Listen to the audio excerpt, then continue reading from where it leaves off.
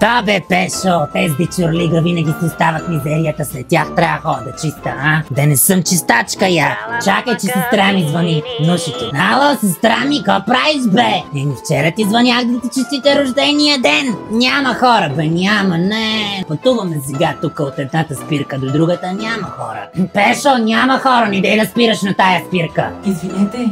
Чакай малко, че тук някакъв ми иска нещо да ме пита, бе. Чакай малко, Нуши. Кажете! Защо не спряхте на тази спирка? Трябваше да сляза. Какво, изпуснали сме спирката, да спрем ли? Ти какво имаш в устата си, безсливи ли? Не можеш ли да кажеш? Ей, шофьор, спри! Ние не може да гледаме постоянно я. Аз съм кондукторка, не съм балалайка лайка джийка. Ще ти спрем на следващата спирка, нищо че ще вървиш. Млад си, Нуши ме, какво да ти казвам? Тега дечурлига, днешното направо... Не бе, окаяно състояние. По моето време нямаше такива неща, Нямаше, Ти прибрали кокошките,